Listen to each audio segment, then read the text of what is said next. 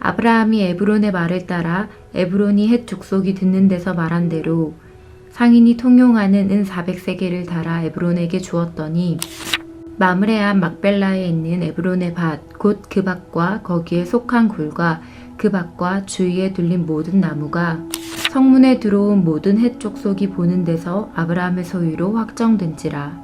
그 후에 아브라함이 그 아내 사라를 가나안 땅 마므레 앞 막벨라 밭굴에 장사하였더라. 마므레는 곧 헤브론이라. 이와 같이 그 밭과 거기에 속한 굴이 헷 족속으로부터 아브라함이 매장할 소유지로 확정되었더라. 오늘 본문이 있는 창세기 23장은 사라의 죽음으로 시작합니다. 성경은 사라의 죽음이 어떤 의미를 가지고 있는지 죽음에 대한 관심보다는 어디서 죽었고 죽음 후 묻힐 땅, 가나안 땅 헤브론 기럇 아르바의 거래를 집중하여 기록하고 있습니다. 아브라함은 사라의 죽음 앞에 애통하며 매장지를 구하기 위해 헷 족속을 찾아가 매장지를 구입할 것을 요구합니다. 헷 족속은 아브라함의 이야기를 듣고 그들의 공동묘지 중 어느 곳이든 마음껏 쓰도록 이야기했습니다. 하지만 아브라함은 다시 한번 정중하게 에브론이 가지고 있는 막벨라 굴을 구입할 것을 요구합니다. 이제 에브론이 많은 사람들 앞에 나와 자신의 굴과 밭을 모두 드리겠다고 이야기합니다. 이쯤 되면 아브라함은 감사하며 받을 법도 합니다. 하지만 아브라함은 다시 한번 몸을 굽혀 값을 주고 살 것을 이야기합니다. 무려 3번. 배려를 거절하고 구입을 고집하는 아브라함의 모습을 볼 수 있습니다. 이에 땅의 주인인 에브론은 은 400세겔을 이야기하고 아브라함은 조금도 흥정하지 않고 막벨라 굴을 사는 장면을 볼 수 있습니다. 은 400세겔의 가치는 그 당시 굉장히 비싼 값입니다.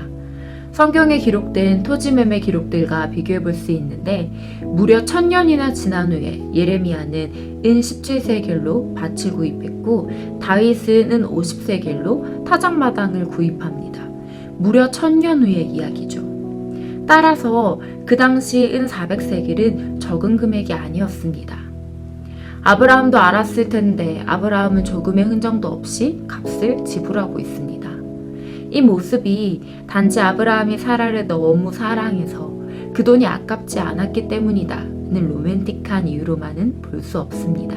20절 중 무려 18절을 할애하여 땅을 거래하는 장면, 아브라함이 값을 꼭 치르겠다는 의지는 우리에게 무엇을 의미하는 것일까요? 아브라함이 아내의 죽음 앞에서 굳이 땅을 구입한 이유는 자기뿐만 아니라 자기의 다음 세대를 위한 하나님의 약속에 부응하기 위한 중대한 약속이었습니다.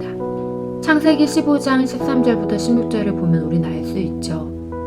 자손들이 이방의 객이 될 것이고 400년 동안 압제를 받을 것이며 4대 만에 다시 돌아온다고 하신 그 하나님의 말씀을 기억했던 아브라함은 다음 세대들이 돌아올 땅을 위해 은 400세겔이라는 큰 값을 치르고 있음을 알 수 있습니다.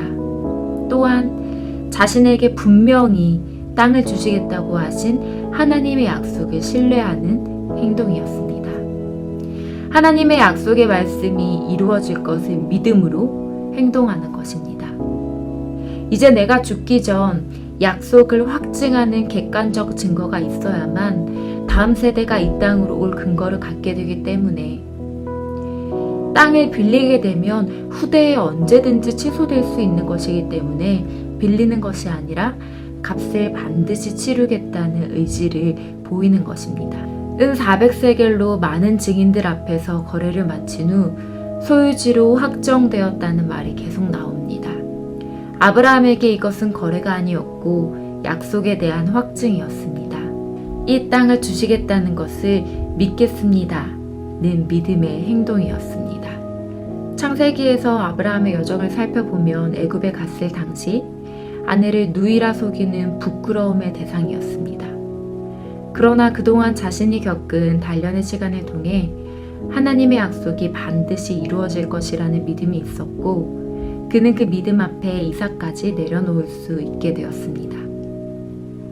그동안 자신에게 주어졌던 많은 약속과 자신이 지나온 시간 속에서 전능한 하나님으로 임하셨던 하나님을 아브라함은 분명히 기억했습니다. 약속을 지키시는 신실하시고 전능한 하나님 앞에 온전한 믿음의 행동으로 그는 땅에 대한 소유권을 자손 대대로 물려주는 성숙한 의지와 믿음을 보여주고 있습니다. 사랑하는 청년 여러분, 하나님은 반드시 약속을 이루시는 신실하신 하나님입니다. 그 하나님의 약속을 전적으로 신뢰하며 하루를 살아갈 수 있기를 소망합니다. 신실하신 하나님 아버지, 우리에게 약속의 말씀을 주셔서 감사합니다. 그리고 언제나 신실하게 그 약속들을 지키시니 더욱 감사합니다.